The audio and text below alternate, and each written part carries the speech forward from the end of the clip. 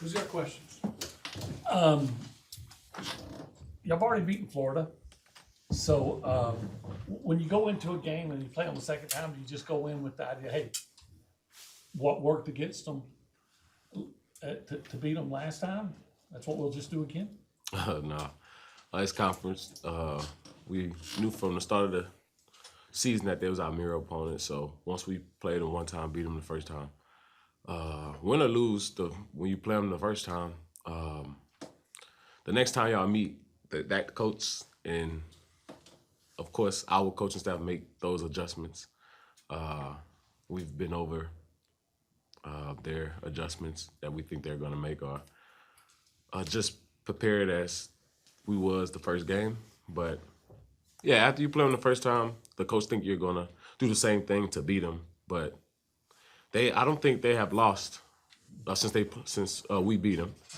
So I think they, kind of moving in the right direction in that form. But I also think that we gonna have to, and we have changed the approach on this game because we know that coach keeps his job because he's smart. So they're not gonna try to attack us the same way. When you look back on that game, do you feel like y'all played a great game?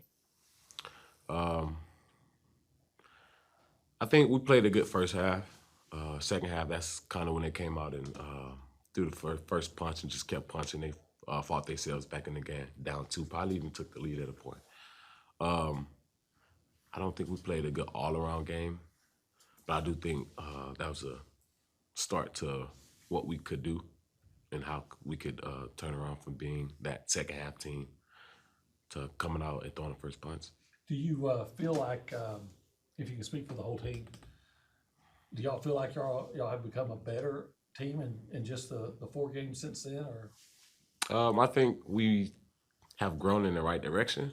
We've taken the right steps, just breaking everything down to the T and just bearing with each other.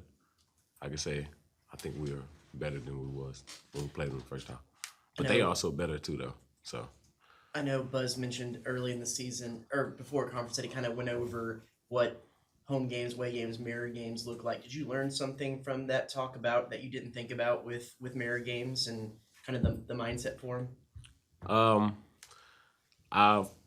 Since I first played with Buzz, he explained the importance on mirror games or just conference and +1 and the purpose on defending home or even losing a point.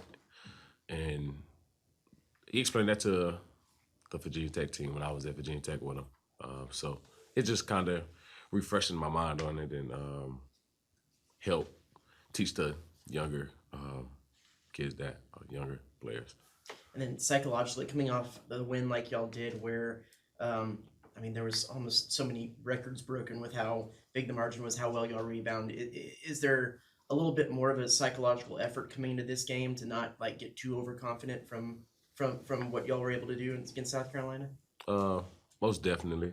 That starts at practice. Before we started practice, when we was in the film, before we even touched the court, he addressed that. And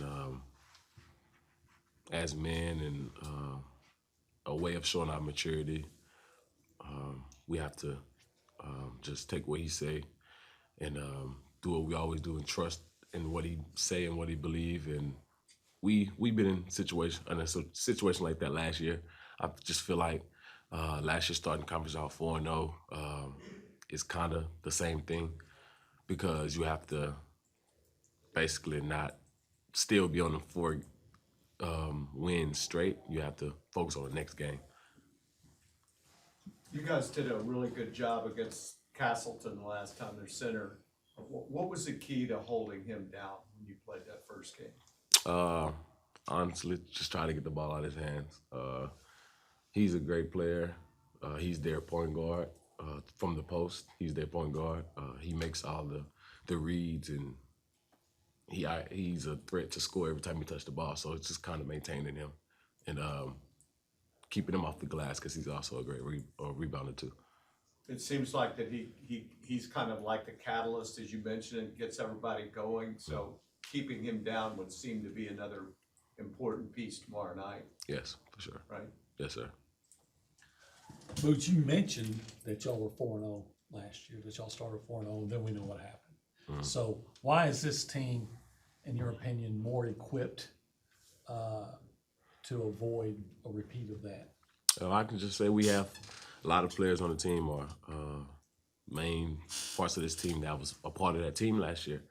So it's pretty much up to us to steer the rest of the team or the new guys in a different direction because we've been there. We know the feeling. We know what that did for us. We knew that winning one game out of that streak could have changed the whole end of the season for us. And it's just up to us to, turn it. We don't want to be in that same situation. So we're gonna do our best to control what we can control at this point and just not try to focus on what happened last year. Going back to your time at Virginia Tech, I know you tweeted about your friend Elise. What could you kind of describe your friendship with her and why she meant so much to you, just like helping you out at Virginia Tech? For the ones who did not know, when Buzz recruited me and gave me opportunity to come to college, I was academic redshirt, meaning I literally couldn't travel with the team or do anything because on the academic side, I wasn't yet there. And coming from where I come from, didn't talk too much. Was just that person that come in the classroom, put his headphones in, or study hall, put my headphones in, and go to the back of the classroom, not saying a word or anything. Elise helped me get out of that, and she helped me next change my study habits to graduate in 3 years from being an academic redshirt, graduating in 3 years. Now I'm on pace to get my master's this semester in May. That meant a lot to me. That meant a lot to my dad, my stepmom, my mother, my AAU coaches. That it means a lot to me for a person that didn't know me out of nowhere to actually take the time to just dive deep with getting to know me and just sacrificing like just everything, time, just going overboard or just doing the utmost just to make sure I get my head on the right track because the Lord knows when I came to college, I was still young, a lot of maturing that needed to be done, and she helped me in those ways. And again, I wouldn't be where I'm at right now academically in forms of getting my master's right now without her. So, like I said, I feel like I was one of the first person or people she reached out to when she got diagnosed with it, and if we was together, we would have cried together. I shed tears when I first heard it. It was hard, and I just wanted her to know that I'm with her for life, no matter what, because she did not have to do what she did. And just, it's a job, but it was much more than a job to her. Like, she actually is very passionate about what she do. How did you come up with the idea to try to do something, or just even symbolically to show her that you were in the fight with her? How did that idea, It wasn't my idea. It was a joke, but I actually took it kind of to heart and like slept on it, thought about it, and I didn't do it for no attention, didn't want no attention for it, but I just wanted to let her know I was there, because I know how hard it could be. What is it? She was like an academic advisor at Virginia Tech. Yes. What was something that sticks out to you that she taught you about how to be a better student that you carried this day?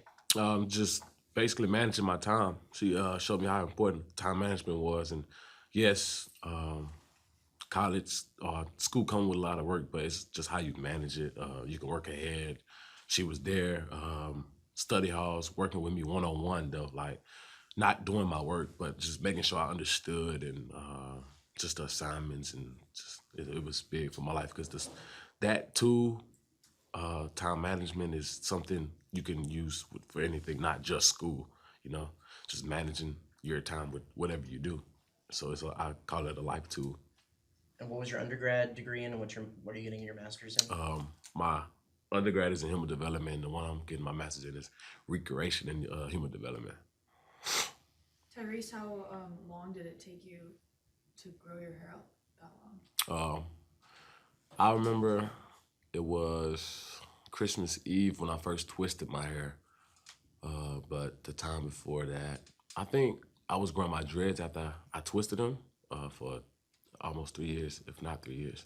So And obviously, we, would have asked you about it at Mizzou, but we just thought it was just like you just decided to get a haircut, and then, there's more behind it. So just, maybe what, you don't want the attention for it, but just how is this maybe helping someone who's like struggling, going through something?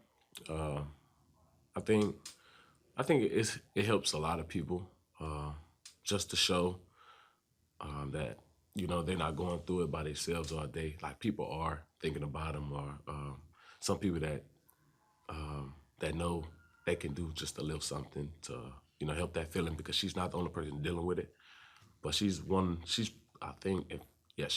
the first person that's close to me that dealt with something like that's serious, and I think this to her just shows me being a good person, or to everybody else it shows me being a good person. But me and her have a connection, actually have a real good connection for each other, and that's I love Elise. Was it before the Missouri game that you first found out about this? When did you find out? Kind of how did you find out? I actually saw Elise earlier in the season. I think it's around like Myrtle Beach time. And that's when I got the news. She actually popped up on me to come tell me the news.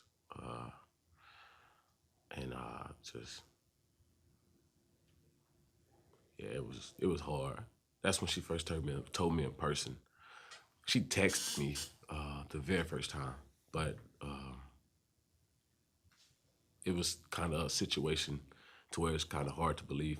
She's dealing with it because she has no reason to lie about it. But over text, it's a shocker. It was out the blue text for one. It was a shocker. But actually seeing her and getting a chance to hug her tight and not let her go, and just to see her face and just be there with her, that was different. That was around Myrtle Beach time. Is that covered for you guys? You got enough? Okay. Thank you, dude. Appreciate you, Beats. Thank you.